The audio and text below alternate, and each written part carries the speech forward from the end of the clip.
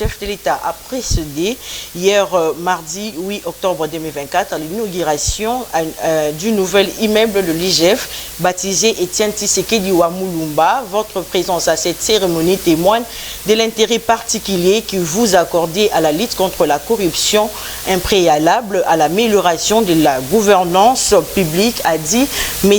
Alingete, tanzanienne, devant le bourgmestre de 24 communes de sa ville. Le gouverneur de Kinshasa, Daniel Bumba, leur a exigé un plan opérationnel de gestion de déchets dans chaque commune dans les 70 déserts. Répression d'une manifestation d'élèves qui exigeait la reprise effective de cours à Matadi, chef-lieu de la province du Congo central, où les éléments de force de l'ordre ont recouru à l'usage de balles réelles contre ces élèves. Le gouverneur du Congo central, Grace Kwanga Maswangi Bilolo, condamne avec la dernière énergie ces actes odieux et exige que la justice militaire s'en saisisse d'office en vertu de la loi. Par ailleurs, il invite la population en général et les écoliers en particulier au calme en laissant la justice faire son travail et que des sanctions sévères s'en suivent. Éducation toujours, plus d'un mois après la rentrée scolaire, l'interne syndical Quil 1 durcit le temps et maintient la grève. Affaire Moulondo Katumbi ciblée, alerte Kamitatou. Encore une cabale contre Moïse Katumbi. Les proches des leaders d'Ensemble pour la République dénoncent une ville méthode politique de pouvoir consistant à arrêter les adversaires politiques. Une activité militaire étrange s'observe dans le village Moulondé où l'opposant a entrepris les travaux de rénovation de la piste Kamitatou. Gestion sécuritaire. Le projet de loi portant autorisation de propagation de l'état de siège au Nord Kivu et en Ituri a été approuvé par le Sénat. Sur 109 membres qui composent la Chambre haute du Parlement, 75 sénateurs ont pris part au vote, 72 ont voté pour, 2 ont voté contre, un seul sénateur s'est abstenu. Ces textes de loi votés sera transmis au président de la République pour promulgation, a déclaré le président de la Chambre haute du Parlement, Jean-Michel Samalokonde Kwing.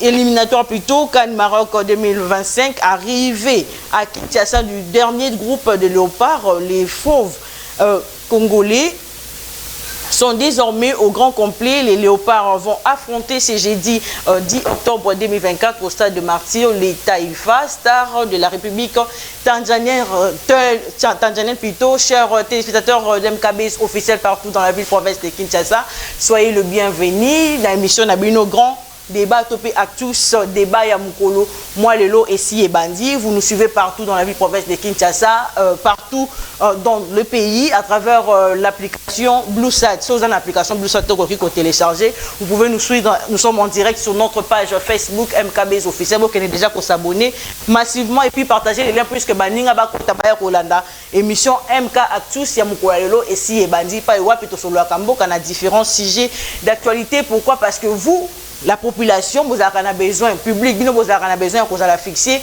Si vous avez besoin de la République démocratique du Congo, il y a un moyen où ils allaient vraiment, il y a un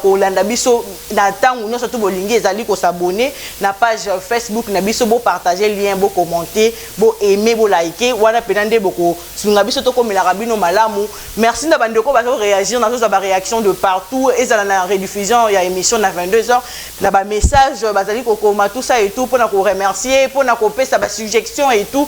Merci beaucoup continuer kokoma mais bo ben ngandete puisque téléphoner Michel Zali a téléphone ouvert toujours un baba message toujours répondre directement na bandeko bazali na terrain boye ba que lelo na menu du jour tozali na 4 sujets to kolobela lelo na uti ko tangela bino na tongo awa likambo na revue de presse na bandeli awa na likambo etali réhabilitation ya piste moko oyo mwana mboka Moïse Katumbi basili ko réhabiliter oyo ezali ko luka makambo ba imboka ebele bazali ko loba est-ce que et ezali acharnement topé ezali infraction ko réhabiliter piste et aviation sans autorisation bien sûr puisque autorisation est pesa makité parce que moi la mboka na wuta ko tangela bino lobby que moi la mboka ezali ko risquer ko sala 5 à 10 ans de prison ezali ko neste ko yamba mutami beko na plateau ya mkwalo to koyeba est-ce que ezali vraiment infraction topé acharnement na dossier au Italie affaire Moulondé.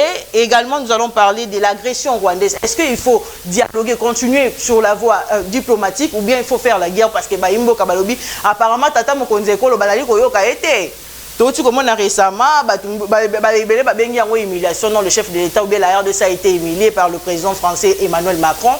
Pourquoi? Parce que à Cita qui comme la RDC na sommet où il y a francophonie et tout tant atangi ba pays ba na crise, il y a guerre tout ça et tout à cité comme il y a RDC. Est-ce que tata moko de diplomatie zali na sie to pe ndenge nini to bazali ko yoka ete est-ce que faut continuer na voie na diplomatique to pe to kene la guerre directement de ba yimo ka mosusu bazali ko senga to ko la grève ya ba élèves ya ba enseignants o ezali ko luka bouluye ke na certaine éducation parce que boni mikoleleki ezaki avant-hier mamboleki na Congo central précisément na Matadi et pas wapi na marche ya ba élèves ba soldats, tout ba militaire, la police, tout la police et tirer na balle réelle na marche ya ba élèves au bazali ko revendiquer droit na bango il faut batanga et tout. Est-ce que le gouvernement ezali ko honorer ba engagement na ngote to pendengeni? Et puis nous allons parler de la question sur la démocratie en République démocratique du Congo. Sans plus tarder, nous présenté Bino invité Nabiso du jour na MK Actus. Il y a Mukolomo Alelo, na Loboko Nanga, il y a Moisi, Nalina Moamboka, Maître Dieudonné Ngoyi, Mutombo. Ah, Olinga comment Ngoïté, mais ça yo. Mutombo Ali, analyste indépendant, bien indépendant. Merci beaucoup pour l'invitation, madame. On est là pour parler de notre pays, le Congo. Merci. Très bien. Je salue tous les téléspectateurs, je salue aussi mon co-débatteur. D'accord. De l'autre côté, na loboko nanga ya mobile na mwana mboka trésor kala la lui moko ya ba communicateur ya union sacrée moko ya ba défenseur de la République mbote boyi malamu na actus débat ya mokolo lelo. Mbote mingi madame Rachela mbote na bande konyoso oyo bakolanda biso mingi na bande konanga ya DR auto bengi les défenseurs de la République baoyo bazo ça la communication de proximité pour na ko éviter que bande konabiso ba kosama yango DR ezawana pour na ko pesa la vraie information na population. Ici j'aimerais profiter à temps oyo pesinga juste 2 minutes pour relever Makambo et autres concernés Batoumi Balé. Notamment, il y a Liboso, c'est par rapport à entreprise DGI. Oye Kamba Mina Mwana Mboka Bernabé Mwakadi. On a constaté qu'il y a une campagne à diabolisation. Il y a quelqu'un qui a recruté un groupe de gens et même certains journalistes pour salir ces grands hommes et cette institution Autobengi DGI. Mais malheureusement, c'est un coup d'épée dans l'eau parce que tout le monde est témoin. Il y a prouesse au DGI à travers le DG Bernabé Mwakadi Azakosala. Aujourd'hui, budget Ambo Kanabiso et Mati. L'un des facteurs Oyo et Salike budget Nabiso Yamboka et Mata, c'est par rapport Yandeko Nabiso Barnabé Mwakadi, d'ailleurs c'est caractérisé par des dépassements, même Yaba assignation. Alors voir quelqu'un comme ça qui n'a jamais été trompé, Naba Moïbi, Naba détournement, Kozala diabolisé, vilipendé sur la place publique, ce n'est pas une bonne chose. C'est comme ça que les défenseurs de la République, à travers la bouche du Trésor Kalala, vient apporter son soutien indéfectible au DG Bernabé Mwakadi et met aussi en garde tous ces gens-là. Oyo bazo se vertuer, yakoya ko salir image ya mutu oyo azo sala honneur ya mboka na biso par rapport ya gestion naïe. Pour finir, c'est avec la CNCS. Le DG Charles Moudiaï. Comme vous le savez, la CNCS a été créée depuis 1959. Ezan a règlement intérieur nango, ezan a ba mibeko nango. Mais il y a certaines dispositions qui sont appliquées. Mais depuis la venue, il y a Ndekonabiso, Charles Moudiaï, nous constatons qu'il a mis en application Makambo et Belo qui est appliqué avant. Je vous donne un exemple, par exemple, il y a des pensionnés ou des retraités. Ces gens-là, pour qu'ils pour qu'ils prennent en charge, il fallait aux relations avec le gouvernement, aux appui. Mais pour le moment, on paye les pensionnés sans qu'ils aient la même appui. Et une innovation, c'est que les pensionnés ne se déplacent plus. Non, il a tout un service.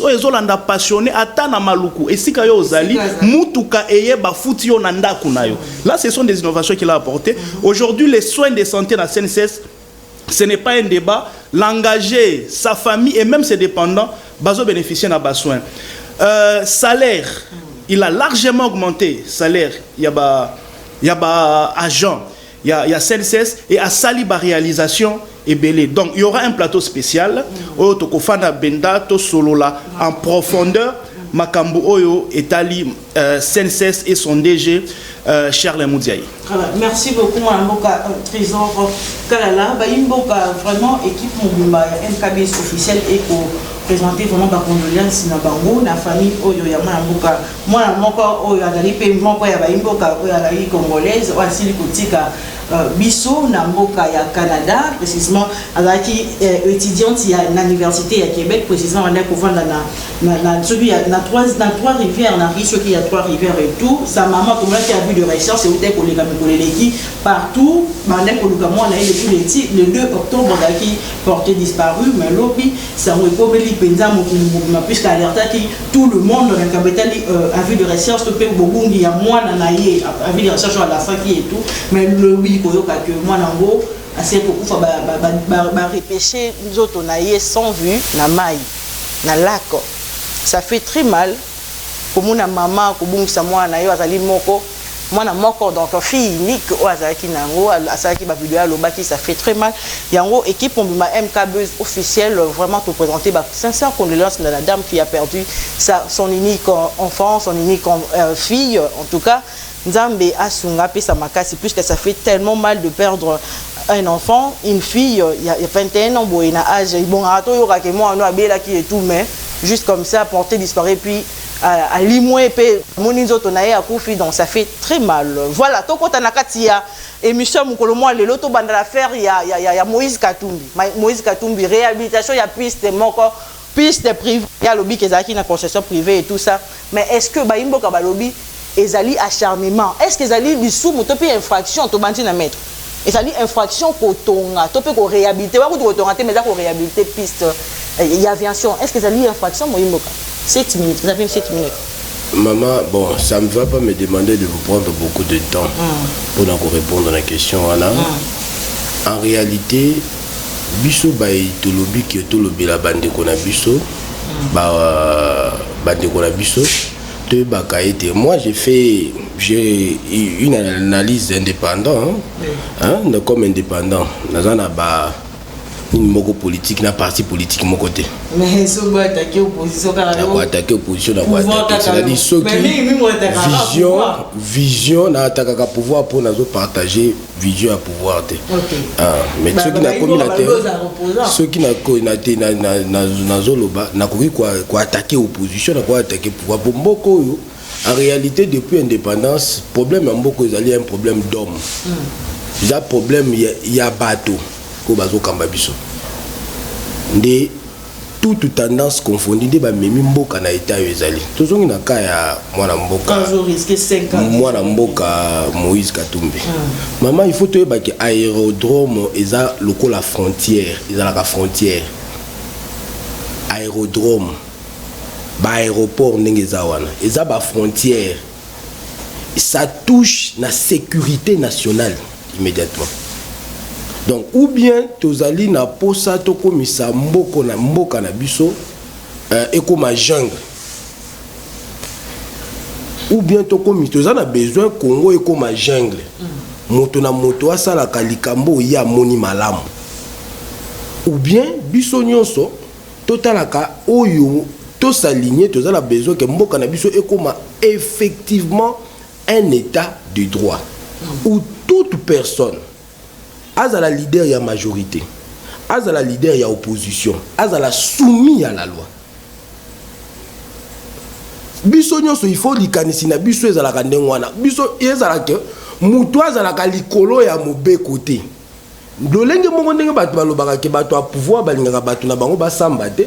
Lolenge moko soko tali na opposition, c'est comme ici balingaka nde ke tozala na ba homme fort au lieu ya kozala na ba institution forte. Na lobby nini aérodrome réhabilitation na ngona nini, ça touche à la sécurité nationale. Parce que biloko oyo ko kitawana d'abord l'état il faut y ba voisin wana est-ce que ba kozala na sécurité. Parce que avion tango ezo kita ba voisins baza tout autour baza concerné ezokokita na biloko nini ezo touché la sécurité nationale. Voilà pourquoi la loi organise à ça toute une institution et s'occupaka na makambo etalaka makamboana yango wana ezalaka aviation civile yango ne mutezo s'occuper nango soko natangeli bino ce que dit la loi. La loi portant sur l'aviation civile en RDC. Article 183 alinéa 1er. Cette loi stipule est puni de 5 ans à 10 ans de servitude pénale et une amende. Une amende, toute personne qui modifie, exploite et dessert un aérodrome sans l'autorisation de l'autorité d'aviation civile ou du ministère des tutelles. Ça, c'est la loi qui s'applique en République démocratique du Congo. Toza na mboka o même muto romona mutazo telemisa chantier na ye. Ndako zo telemazwa autorisation ya autorité compétente. Ndako etelemi. Na réseaux sociaux nyonso ba publier demande ya autorisation. Mais batonga kate kaka na demande. Il faut autorisation effective. Ba pesa yo autorisation ya ko réhabiliter. Yango mais lokola na banda ko biso ba tozo tonga soko sali demande ya autorisation de bâtir, l'autorité compétente a délivré autorisation de bâtir. Après avoir examiné le dossier, ba pesi autorisation de bâtir. Na tuna ki bandeko mingi bazo défendre de réseau na babilo ko na ba réseaux sociaux na bi que bozo brandir demande. Brandissez ou bien publier l'autorisation accordée na mwana mboka Moïse Katumbi pour na ko réhabiliter. Et peu importe le temps, c'est à l'autorité compétente d'examiner les dossiers. Na lobby bien zo toucher na sécurité nationale. Naza même prêt à débattre na mutu nyonso ya ensemble sur cette question. Mais bazo tia ba caractère partisan liboso. Bazo tia ba caractère partisan ou bien toza biso nyonso na posa Congo comme a jungle. Dans le pays, ça a même définition à droit de l'homme.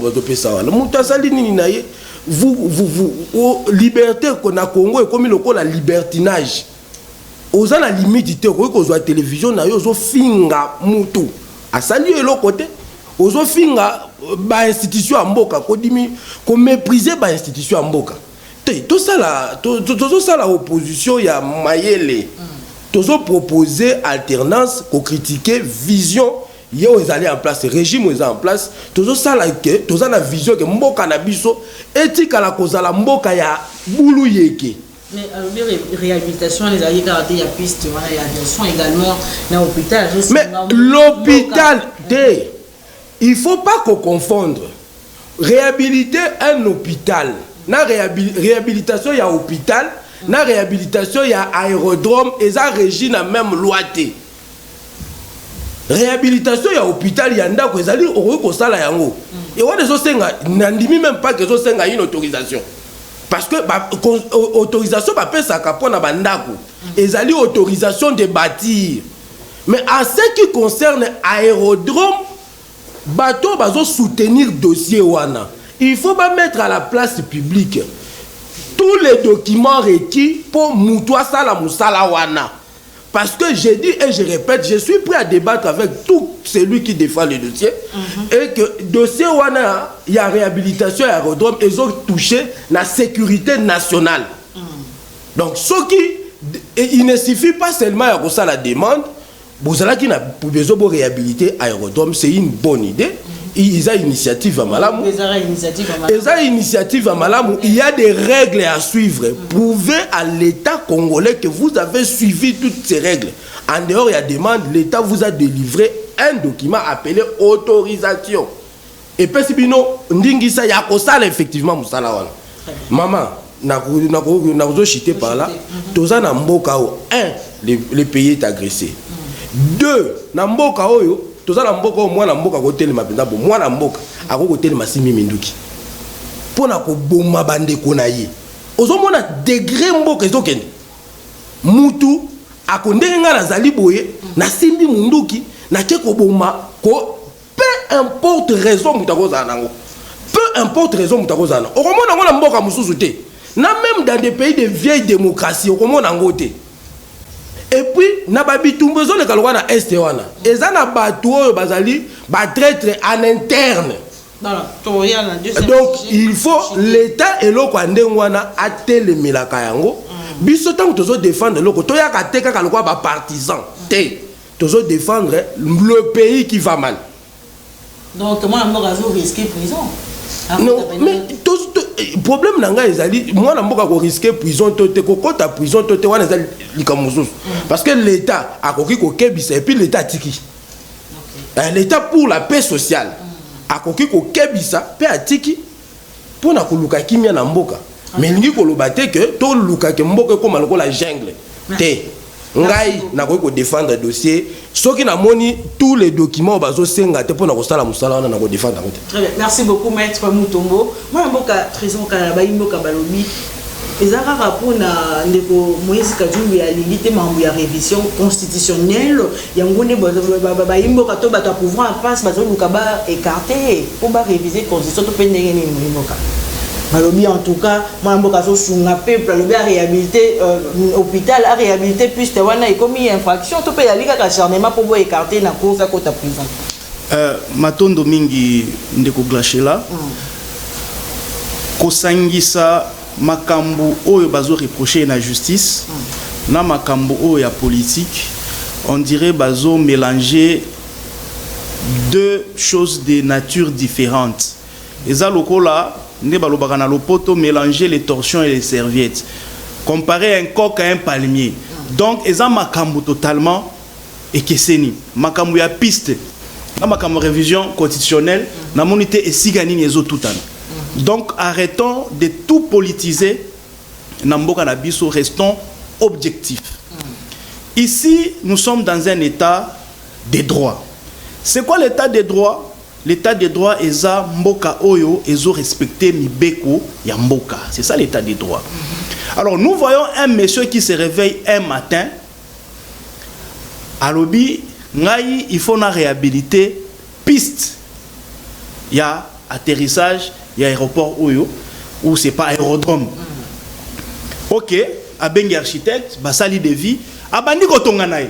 On dirait qu'il était dans son salon. On dirait qu'il n'est pas dans un pays qui est régi par des droits, par des lois. Allez, atongi. Lorsque les services apprennent que Mutufula gazo sala makambo ezo balana na mubekute, allez, babalu siango ba politiser. Non, l'opposant République du Congo n'est pas permis à tout faire. Ce n'est pas parce qu'on est opposant qu'on peut te permettre de tout faire et on ne peut pas te toucher tout simplement parce que tu es opposant. Donc je ne sais pas si la qualité d'opposant, ils ont immunisé les opposants. Même celui qui a des immunités, il y a une procédure pour lever les immunités afin qu'on te poursuive. Alors pourquoi quand tu es opposant, il faut faire du n'importe quoi? Allez-y. Moïse Katumbi se réveille un matin à Bandi Kotonga piste. Quand il a eu vent, voilà maintenant la mauvaise intention. On veut manipuler l'opinion. Il a eu vent que les services est au courant, parce qu'il faut savoir ici qu'il est en train de réhabiliter clandestinement. J'aurais appris que travailler bando salaka na butu. La journée ba salate. Soit to komi butu ne ba bandi ko sala musalango. C'est quelle intention à salaka ke ba tonga na butu. Il semble que ce ne sont pas des Chinois qui réhabilitent. C'était les Chinois allaient comprendre. Et ça entreprise nous ont réhabilité kaka na butu. Déjà c'est là qui demande mais si c'est go. Yoka siko nazo kende kuna. Quand il a eu, parce que Missala les Bandaki, on vous dit il y a à peu près 6 mois. Missala les Bandaki. Quand il a eu vent que le service est au courant, c'est comme ça que Moïse Katumbi, le 26 septembre, écrit une lettre avec toute rapidité, sans même numéro de référence. Il faut lire maintenant la lettre. Il y a chef, il y a aviation civile, leur à répondre. Il a écrit une lettre le 26, au Bakeko déposé le 1er, une lettre sans même numéro de référence. En toute précipitation, va déposer lettre voilà comme pour dire que Tosengaki. Mais yo bandi misala déjà 6 mois passés. Ozoya Kosenga déjà 6 mois ici elle équipe. Ozoya Kosenga pendant que tu as déjà avancé avec les travaux. Déjà là il y a une mauvaise intention. Donc, il y avait intention de nuire ou il y avait quelque chose qui s'est caché derrière réhabilitation à piste wana. Piste wana ezo sale mawapi. Ezo sale manan Puerto.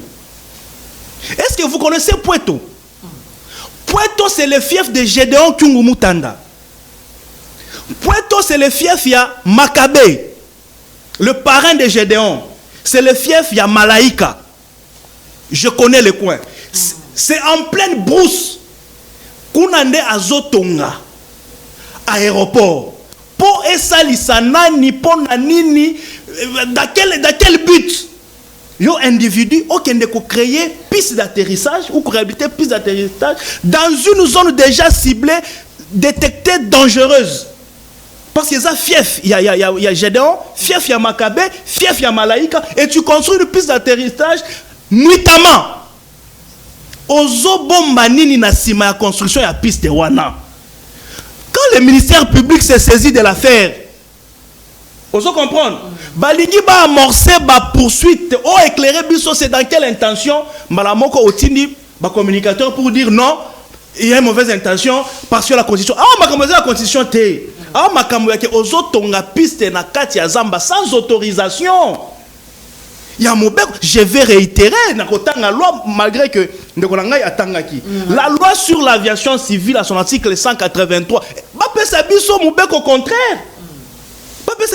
contraire. La loi dit ceci, article 183, est puni de 5 à 10 ans de servitude pénale et une amende toute personne qui modifie, exploite et dessert un aérodrome sans l'autorisation de l'autorité de l'aviation civile ou du ministre des tutelles. Qu'on nous donne une disposition contraire, ou il peut ça qui Moïse Katumbi autorisation, il y a qu'on réhabiliter aérodrome à l'insu il y a une autorité politique et même administrative. C'est ça le problème. Donc on arrête de faire un raccordement frauduleux pour dire non, c'est parce qu'il y a boy révision constitutionnelle, il y a un balukeli ye makamu. Ah balukeli mutu makamu te. Ye moko za auteur ya makamu ye moko aluki. Donc il faut assis sango. J'aurais appris qu'il n'est pas au pays. Il est à l'extérieur. Qu'il vienne, qu'il se justifie. Et après on va voir la suite des choses. Mais ici qu'on arrête de politiser la chose, que l'on reste dans les textes et dans les normes qui nous régissent. Parce que les opposants ont dénoncé les arrestations, il y a des adversaires politiques, ils ont salima dans le régime, il y a moi Félix Antoine Tshisekedi. Un opposant est un statut particulier, mon côté statut particulier que yo attaque au salimba parce qu'on est opposant. Tu es opposant, tu commets les infractions du droit commun, on va te poursuivre, on t'arrête. On commence maintenant à tout politiser. Yo, aux opposants, qui te donne le droit de proférer des injures publiques? Qui te donne le droit? Parce que tu es opposant. Qui te donne le droit d'inciter les gens à la haine tribale, à la désobéissance civile? Qui te donne le droit parce que tu es opposant? Ah non, tu es opposant, tu commets les infractions, eh bien tu seras poursuivi selon les lois de la République. Donc opposant n'est pas permis de tout faire. Comme dans Makambo Tozoba Moïse Katumbi. Moïse Katumbi a violé la loi sur l'aviation civile. Il a construit un aérodrome sans autorisation, sans demande de construction. Donc ne mélangeons pas les serviettes et les torchons. Donc ici Katumbi s'est rendu coupable d'avoir construit un aérodrome sans l'autorisation des autorités habilitées. Et il tombe sous le coup de l'article 183 de la loi qui régit l'aviation civile. Très bien. Tout ce qui est question de la démocratie, puisque il est presque est-ce que la démocratie est allée? Tous allez avancer démocratiquement surtout la arrestation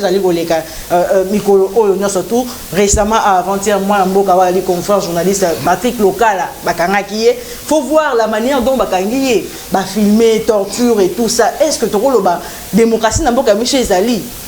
Maman Grachela, il faut y avoir que démocratie. Outrage la chef de l'État tout ça a dit et tout mais manière wana. Bon, démocratie est idéal.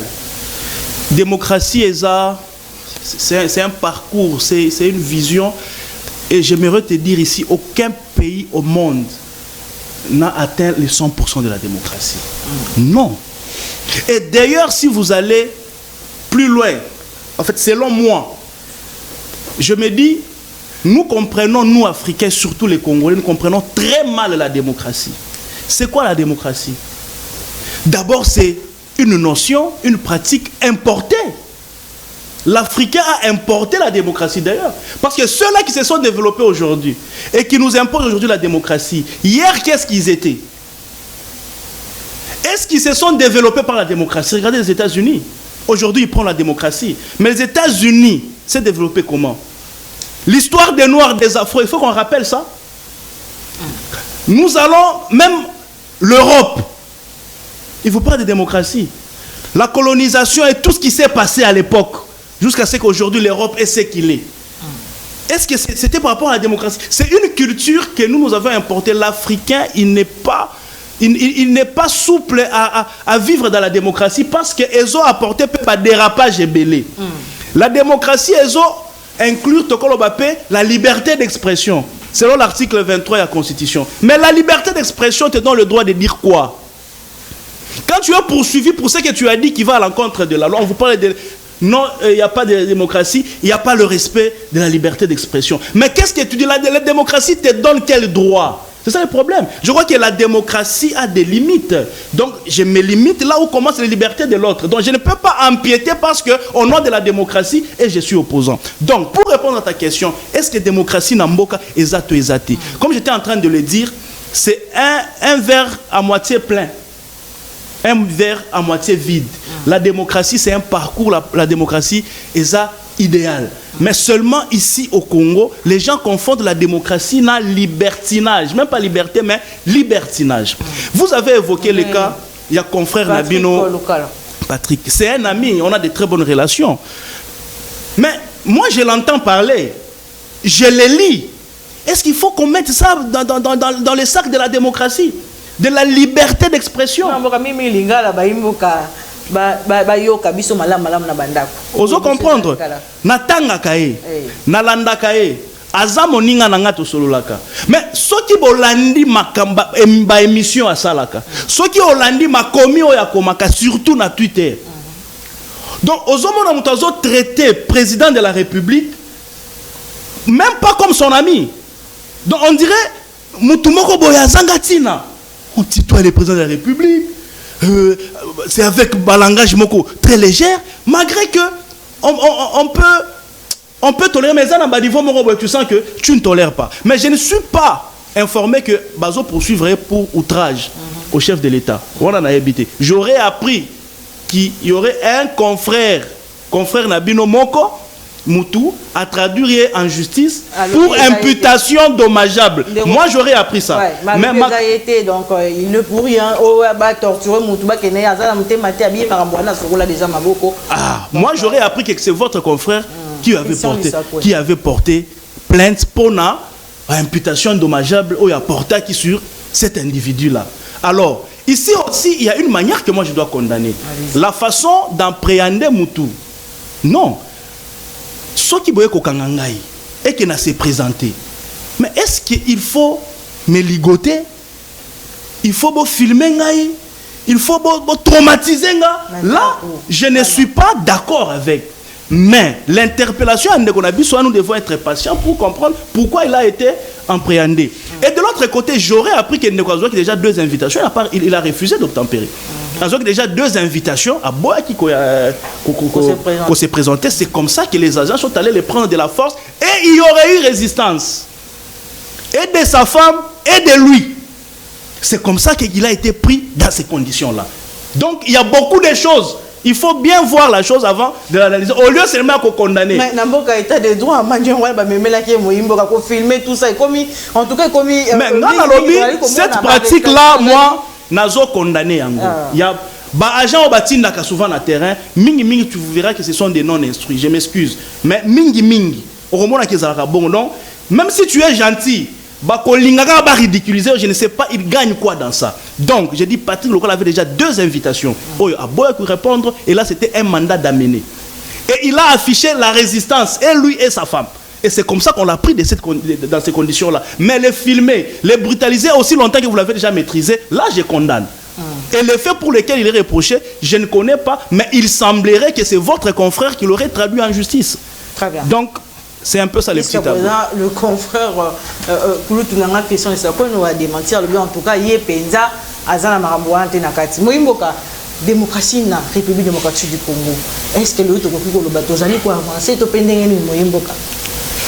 Bon, moi nazalanga qui couper ça ndeko nanga à 30 secondes et bisanga parti naïe. Je fais partie de là. Vous êtes de quel parti s'il vous plaît? AADC. Alliance pour les actions de développement du Congo.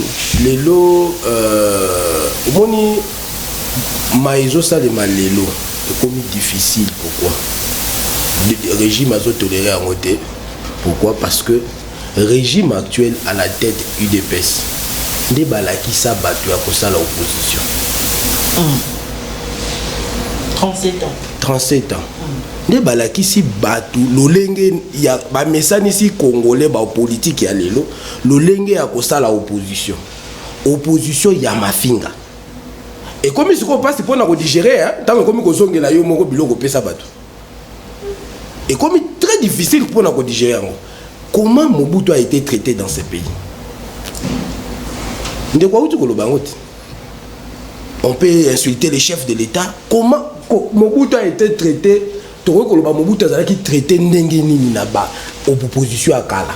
IDPS, non les restes. Kabila, le Kola Mokondi Mboka, a été traité Ndengeni.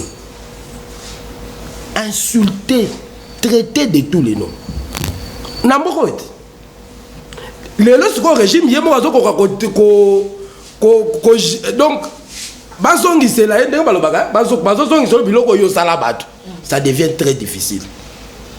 C'est ça que moi je dis na lobakango toujours, il faut à régime actuel andima biloko yemo kwa sala bato bazongisela paye retour à l'expéditeur. Parce que yende mutala kisi bato opposition ya kosala. Opposition biso toyebi na dans une démocratie l'opposition a proposé alternance. Toujours critiquer le kolanga la lobaka tango nyonso nga nazali opposant ya régime na ndenge ya prophète de malheur. Parce que le régime actuel a ko échoué, ce qui continue kaka boy. C'est cette population de bazo souffrir. Donc pour ça na biso ça que place bazo ko kate, bah ça a quand même quelque chose pour cette population qui souffre. Tozongi na makambo ya démocratie ya makambo ndeko alobi ke ba bato ba mona te ke soki naza opposant ezali ko immuniser, mais la loi doit être la même pour tout le monde. Si quoi comme soki mutaza ya pouvoir yé pas za immuniser tata mokonzi mboka bazo sambisa Vital Kamerhe, juge a condamné au premier degré, a condamné na second degré, entre second degré na appel na cassation tata mokonzi mboka na Kivu soki na Goma a sali déclaration que Kamerhe c'est un homme honnête. Au moins conséquence de après déclaration ya tata mokonzi mboka liberté provisoire et pesa mélier et landa qui bazongi si dossier na cour de cassation a sa condamné na cour d'appel ba condamné qui acquittement elandi. Au moins te que ça le rôle que soko za na pouvoir ande pe za immuniser. Baouti kolandela makambo ba forage awa. Je ne connais pas trop le dossier na toyo ki biso zaki scandalisé parce que biso nyonso to sali saka ba forage. Tout ça na ba concession na bantele kuna to ebi prix à forage moderne ndenge ko Salem. Ce que c'est belé c'est $15,000. Mais batekeli l'état congolais, batekeli congolais forage moko na $300,000. Biso nyonso to réagir contre ngo. Nana Misaki Mbongo ministre des finances. Justice batala likamunaye wana tata mokonzi mboka ye moko a sali déclaration que bon ce sont quand même des pères de famille tout ça. Vous on a dit que ezali ye moko nani régime actuel ne azomema kola qui s'appelle que soko zana biso za immunisé. La loi doit être la même pour na batonyo so ndenge constitution mboka elobi que ba citoyen nyonso bazali égaux devant la loi. Ezala oza opposant, ezala oza muto régime. Soko kutamina mbeba, il faut répondre de ses actes devant la loi. Na pas cet exemple mosusu. Bazo désengager prison. Hein maman? Tant bazo pesa bato ba libération conditionnelle. Libération conditionnelle, les Européens, ça m'a moto, baza condamné définitivement. À sali une partie, un quart et à peine naïe. Mais la loi doit être la même pour tout le monde. Pour un dossier à Jean-Marc Abound, bah obétant au cara. Jean-Marc Abundi ba betango kaka pona nini kaka eza nini wana zo pesa te que azaline prisonnier te parce que mutu asalaki mabe o l'état s'est condamné comme le la prisonnier nde ya mutu na mboka etambolaka bongo te. Dans une démocratie etambolaka ndenge wana te. Les citoyens doivent être traités de la même manière. Na pesi ndeko nani ka mususu ya cette Kikuni l'état congolais a pesa impression que cette Kikuni est trop fort. Ba institution mboka ba ya service nyonso ya sécurité ba ko maîtriser yete. Ce qui a bimi libanda, il est très fort pour ba service nyonso ya sécurité. Mais quand même ba ko pesa moto liberté provisoire. Cette Kikuni n'est pas seulement un acteur politique congolais, c'est également un entrepreneur congolais. Na sima musala wa salaka, beaucoup de Congolais ba vivaka na musala wana, beaucoup de familles, des milliers de familles na musala na yi. Mais l'état ça na makambo ko reprocher to boyite. On a une vidéo na ye ngoka. Na la vidéo na biboye, ngana zo prôner état congolais comme un jungle té. L'état lobi na zo reprocher makambo. Mais tango so yoki aussi dit ako ko pesa ba garantie nyonso azwa ne serait liberté provisoire. Yango nga na zolo ba ete ndeko lobi démocratie ezali olobi nini ndeko na ngai ezali idéal. OK. Démocratie ou bien tozo tanga définition à démocratie malamu te. La démocratie en gros. Le terme démocratie désigne à l'origine un politique dans lequel tous les citoyens participent aux décisions politiques par voie de vote. Gouvernance c'est un peuple. Ba contribution de tous au c'est ça la démocratie. Idéal au yozo luka wapi. Idéal. Je peux répondre. Nazo koma na suka. Idéal au yozo luka yango wapi. Yango na lobby ke mibeko ya mboka il faut ezala appliquer ce que lobby application à mibeko ya mboka ezala appliquer de la même manière. Bozo poursuivre Batou. Bozo poursuivre bato à opposition ba pesa impression te que ceux qui naza na opposition naza immunisé bato à pouvoir pe ba pesa biso impression te que ceux qui naza na bango na koki ko détourner na ko yibanga basala nga eloko te. Mboka etambola kanene ngwa. Très bien. Moi mboka uti kolanda mboka lembiki en tout cas il fallait loi ezala ndenge moko côté pouvoir pe côté opposition za arrêter pour na côté moko mboka. Très bien, na pour rappeler parce que na koyamba ba appel té comment to kotanga to poser question marambo yo lingi na bayi bazali na plateau mukolomo lelo moyimboka so ko répondre par rapport ya makamo moyimboka auti koloba. OK, matondo mingi na bandi na histoire. Et déjà je me rends compte que malheureusement si à la fin de l'émission je suis face à un opposant. Le terme démocratie, la démocratie c'est un idéal. Et ça, il faut tout atteindre. Aucun pays au monde n'a atteint à 100% la démocratie. C'est un parcours, on y arrive. Le terme démocratie désigne aujourd'hui tout système politique dans lequel le peuple est souverain. Tout système politique dans lequel le peuple est souverain. Au-dessus. C'est un parcours pour atteindre le 100% de cette souveraineté de la population. C'est un parcours, c'est un idéal. Il faut atteindre ça. Et aucun pays au monde ne l'a atteint. Nous le voyons aux États-Unis, nous le voyons en France, nous le voyons partout. Donc il fallait me lire entre les lignes. C'est un idéal, c'est un objectif qu'on doit atteindre. Le système où c'est le peuple qui est souverain. Il faut tout comme Yango. C'est comme ça que moi je dis la démocratie, c'est un idéal. Je ne suis pas dans la définition littéraire, mais je suis dans le fait de la démocratie. Nous devons atteindre cet idéal qui est la souveraineté du peuple. Donc il fallait bien me comprendre. Par extension, la démocratie peut aussi qualifier une forme de société, la manière de se gouverner qu'adopte une organisation ou encore un système des valeurs. Les valeurs, l'opposé, c'est l'anti-valeur.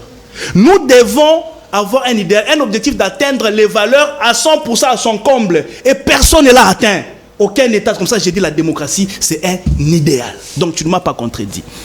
Au défendre, opposant Awa. Vous parlez de Jean-Marc Aboun, avant d'en arriver là-bas, vous avez dit, de même que la loi s'applique pour la opposition, de même ça doit s'appliquer pour les gens, il y a pouvoir.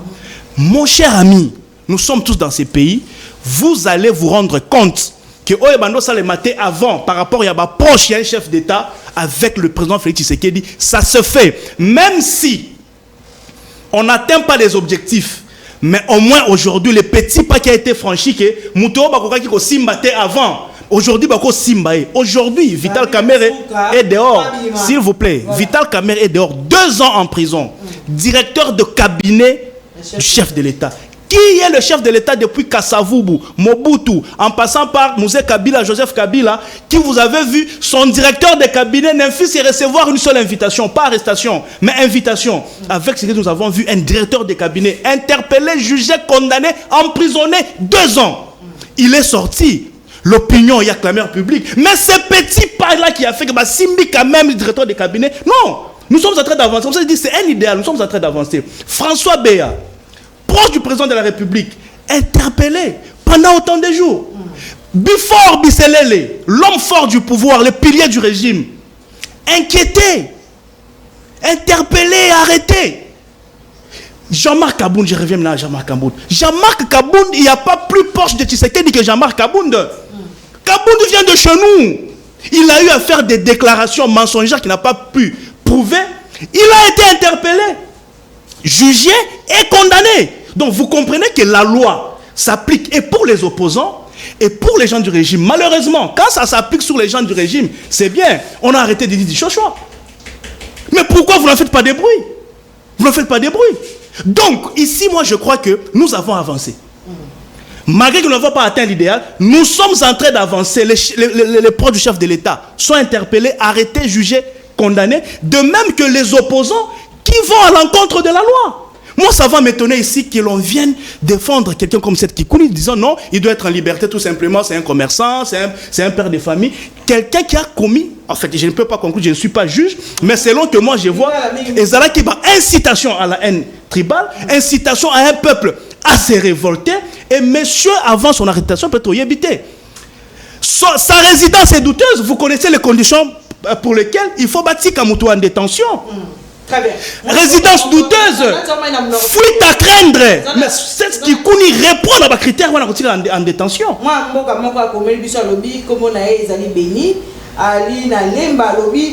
le CG Kabou a fait atteindre ma propos et il y a qui nous disent le propos à CG Kabouya. Donc, je dis ici, cette Kikouni, sa fuite est à craindre. Il a d'abord une adresse douteuse. Quand on arrête cette Kikouni, na résidence na Oyavandaka, Azate. On part dans son bureau officiel, Azate. On les retrouve dans un bureau Moroboemoussou clandestin. C'est là qu'on l'arrête. Déjà quelqu'un comme ça, qui on ne sait pas repérer, on ne sait pas cibler, et vous voulez que la justice prenne le risque, il y a Koti Kaye, non, sa fuite est à craindre, déjà que sa résidence est douteuse. Donc, quelqu'un comme ça mérite d'être en prison. Jean-Marc Kabound. Mais Jean-Marc Kabound, Jean-Marc Kabound, il vient de nous. Il n'y a pas plus proche du président de la République de tous ces mondes-là que Jean-Marc Kabound. Jean-Marc Kabound a commis une infraction en alléguant les faits sans savoir prouver ce qu'il dit. Il a dit que les mal d'argent voyageaient dans des avions dans les paradis fiscaux. Qu'il nous donne les séries de ces avions-là. C'était quoi la marque? C'était quelle date? Qu'il nous dise que tel jour, tel montant a quitté à quelle heure à travers tel appareil pour tel pays. Qui nous le prouve? Il n'a pas su prouver et Jean-Marc Kabound est là. Et Jean-Marc Kabound a été arrêté pas comme opposant, comme quelqu'un du régime. Donc, effectivement, non, Jean-Marc Kabound était à l'UDPS. Il était à l'UDPS. C'est comme ça qu'il a prononcé ça. Et après, il a été destitué. C'est l'histoire récente, mon cher ami. Donc, Jean-Marc Kabound a été arrêté. Mais écoutez, il est du... Jean-Marc Kabound était du pouvoir. Mais Jean-Marc Kabound était du pouvoir. Il a été interpellé. Et c'est comme ça qu'il est devenu opposant. Il avait ses frustrations internes. Et puis, pour finir, est-ce que Jean-Marc Kabound est un modèle de gestion? Parce que c'est ce qu'il accuse chez les autres. Mais Jean-Marc Kabound s'est enrichi avec quoi? Il travaille où? Il occupait quelle fonction? Pour avoir des millions où il est devenu parmi les hommes forts, puissants financièrement. Il a eu ça où? Merci beaucoup. Donc, retenez ici que la loi s'applique pour les opposants et pour les gens de la majorité de la même manière. Exacté. Donc que les gens de l'opposition arrêtent de se victimiser en politisant toutes leurs infractions. Merci. Tous le troisième sujet, on va répondre et puis on répond à la question. Voilà. Très bien. Moïmbo Katolo Belalikambu, il y a agression rwandaise. Est-ce qu'il faut aller toquer la guerre, peut continuer la voie diplomatique? Permettre quand même de répondre. Voilà. Parce que je me dis qu'il n'a pas la lumière à tous les étages. Maman, tant on attend le dossier à Jean-Marc Kabundi, na côté na fond. Parce que na EBC, on a rappelé que Jean-Marc Kabundi a été définitivement condamné. L'État a désenrogé. Alors que Azope Sabatou, libération conditionnelle. Libération conditionnelle, Azope Samuto, si va condamner. Asali un cas en prison, tu vas condamner à 7 ans. Et quoi qui t'ote? Nabi pour nani dossier, wana bazobeta yango kara. Tant on attend un dossier à 7 Kikouni. Il va jusqu'à dire que 7 Kikouni azali na résidence douteuse. Est-ce qu'il y a un entrepreneuriat congolais? La loi, c'est un entrepreneur. D'abord, c'est un entrepreneur congolais. Pour l'entrepreneur congolais, il faut que un siège d'abord et activité reconnu par l'État. Si vous avez il faut un siège reconnu par l'État. À ça, la activité, il y a un batamate. Tant que tu as un discours dans Lubumbashi, il y a un clandestinement. Au vu de tous, Azana siège y a parti na ye. Oyo eyebani na l'État congolais. À part ba résidence na ye mususu. Soko ke na résidence a mutu okuti ete. Ndeki nikolo bakaza résidence douteuse. Tala lokuta ya bala mboka. Tala lokuta ya régime. Ndeki nikolo bakya mutu wana azali na résidence azali na résidence douteuse. Yango na lobaki ke ezali kozanga argument na lobi yango bien pour na 7 Kikouni l'État akoki kopesa ye liberté provisoire elingi kolobate que mutu dossier na ye esili bokoki ko continuer ko instruction parce que nyonso akoyoka ye boyoki ye l'instruction peut continuer, il vient répondre à un homme libre. Ce qui l'État a condamné, il va purger sa peine. C'est ce qui est prévu dans notre loi. Au sujet, il y a agression roi.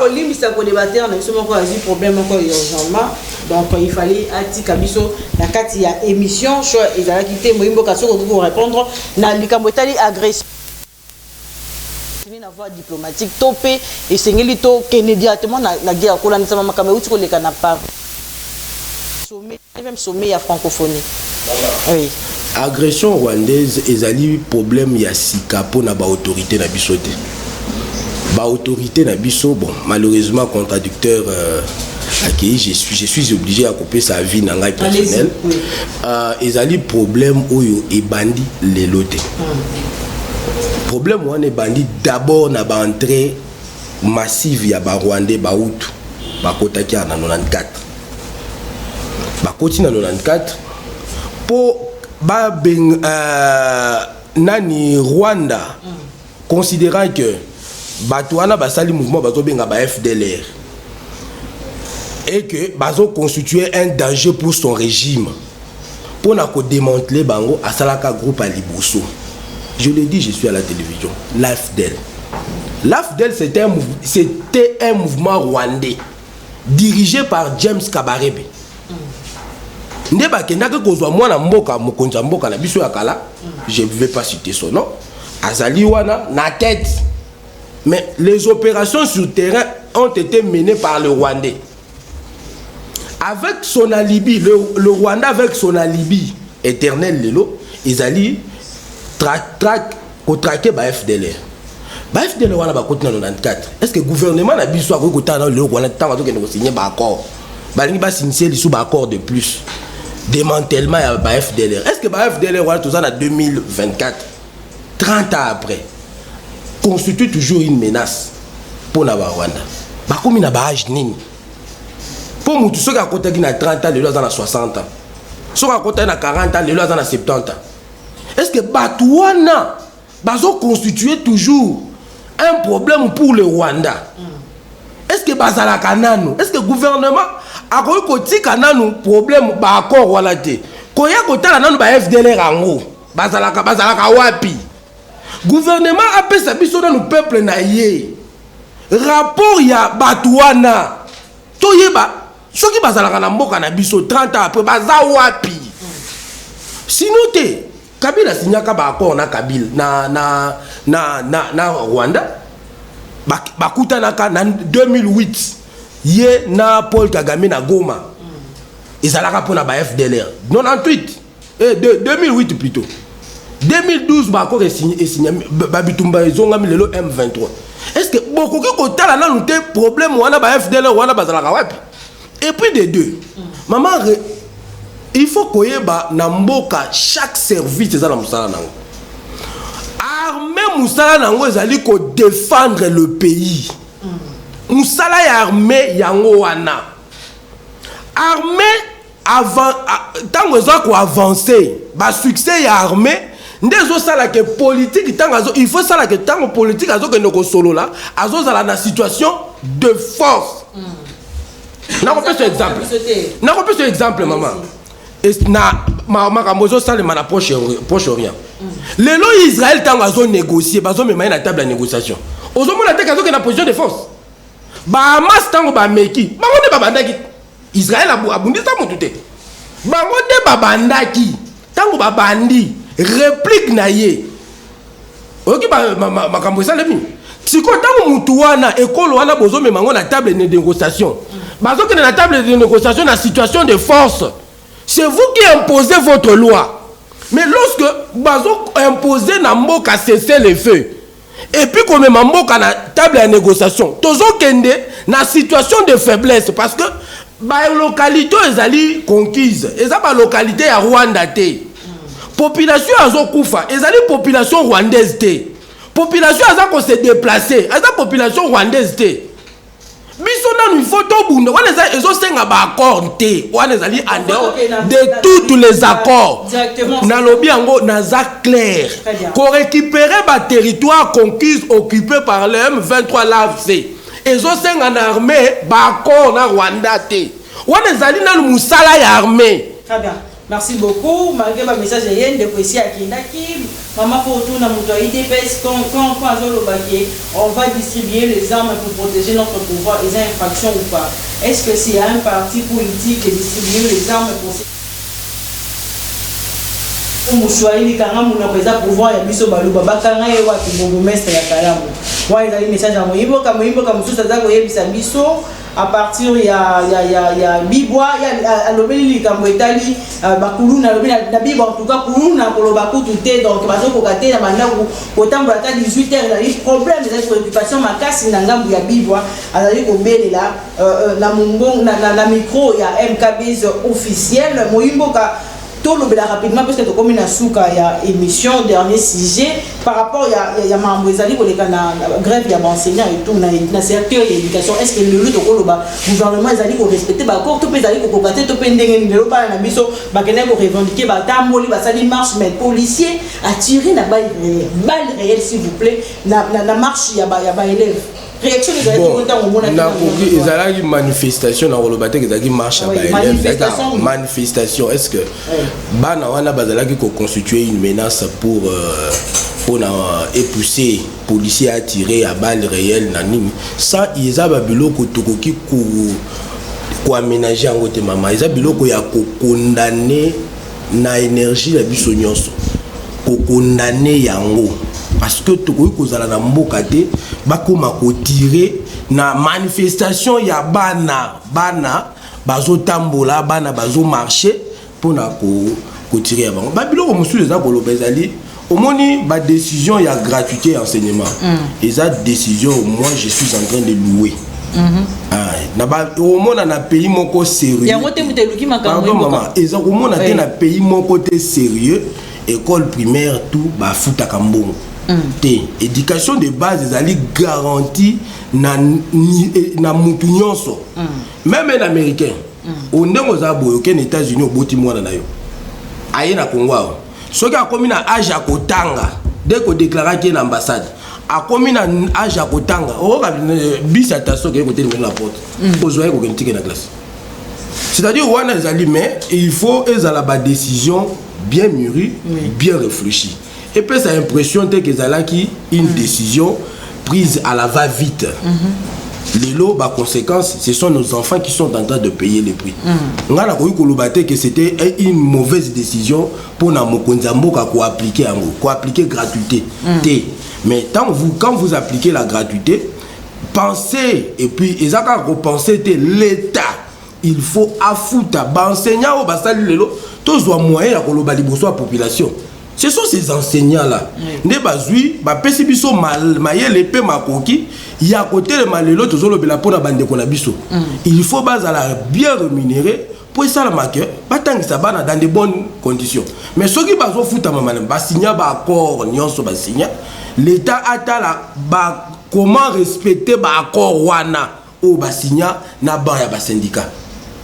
Pour que permettre d'enseigner la musala basala mais les est-ce que la sanction non la sanction il faut landa obligatoirement parce que un policier vraiment devant les enfants nga na avocat na musala na biso même musala na biso avocat na tribunal pour enfants to la ta même toge.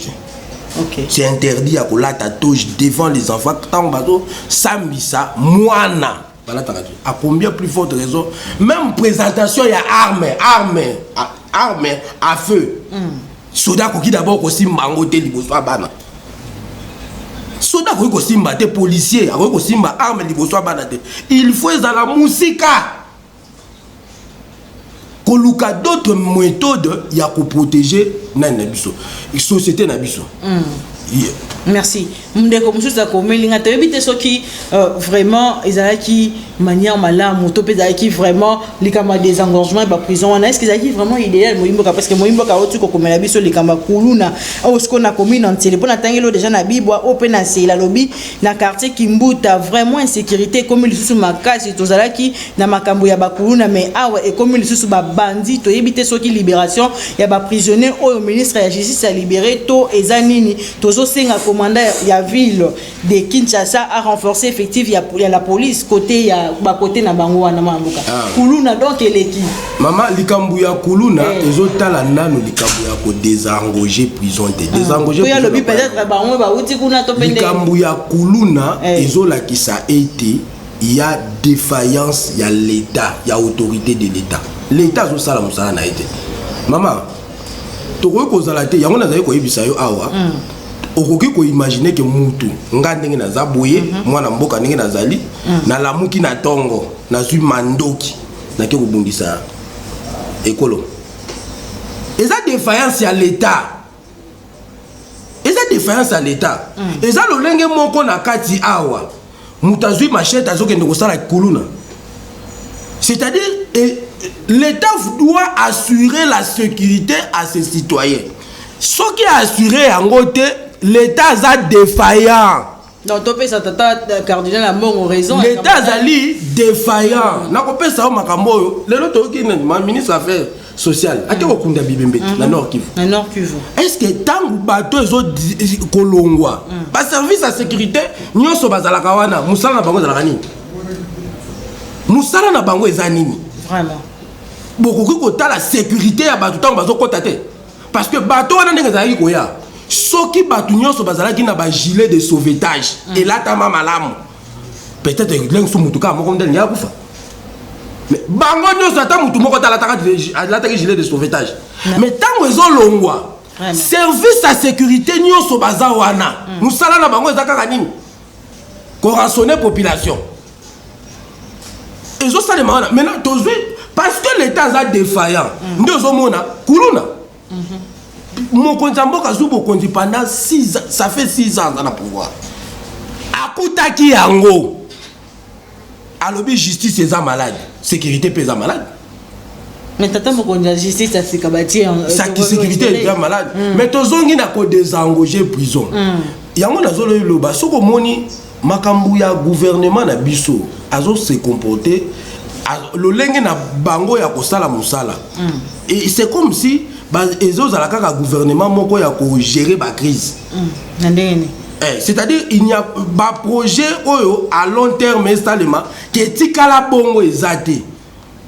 Ozomona batu bakufi na Goma bango wana bake kokunda okoka lobi Goma bombe kwei toke kokunda bibembe mais pona nini te kotia ba projet oyo ezali ezotikala bongo to pesi likambo ya ba prison ya makala ko désengager za bien mais yeba que prison wana esalemaki na 57 eza prison et batikala ki biso ngo na Congo belge 57 à l'époque Kinshasa ezalaki na capacité nombre d'habitants à Kinshasa ezalaki 250 000 lelo to komi plus de 15 millions lelo ata au désengagé lokola to ya criminalité population tango ekomi ebele to ya criminalité eza komata ba magistrat bazo sala musala ekozonga lisusu kotonda donc proposition nanga ezalaka simple allez-y rapidement batonga ba prison ya sika batongi ba prison ya sika oyo ezozwa ba condamné baza définitivement condamné bake kuna prison ya makala etikala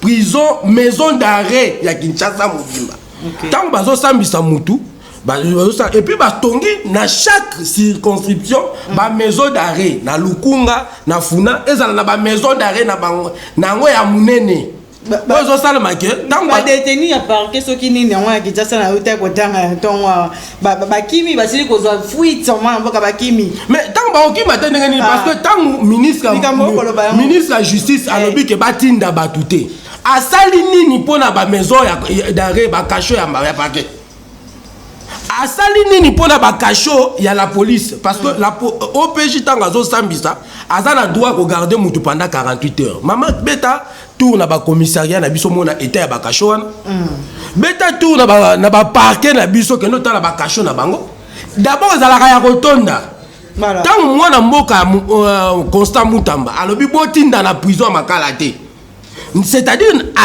lokola pasa de l'autre côté na parquet et kozala toujours ya kotonda si vous bakimi non c'est ça la grande question bakimi car bebino pe bozara ba gens il y a de l'ordre bozana mais ba prisonnier ba détenu bakimi koka moi mboka moto ni mingi na lengo répondre na location misa mkwalelo na yaki na sengo ya koyamba pona bino mwana mboka die donner mutombo ali maître avocat et puis na yamba ke longo na ndeko trésor kala la ka lokola maître avocat je suis analyste mais on dit on rappeler bisa na avocat voilà il est analyste indépendant également mwana mboka défenseur ya défenseur ya république donc moko ya ba communicateur union sacré pas za ki na biso longo asia ko tika biso allez na katikati émission puisque azaki na urgence ya kokende ko régler bino pour continuer ko s'abonner massivement na page na biso Facebook MKBS officiel tozali ko beta c'était na likambo wana parce que mwana ndenge bo zwaka biso à tout moment ceux qui ozali kotika ko benga to komi na suka émission koma to kotanga yo pe na ko ya ko lobela ngol susu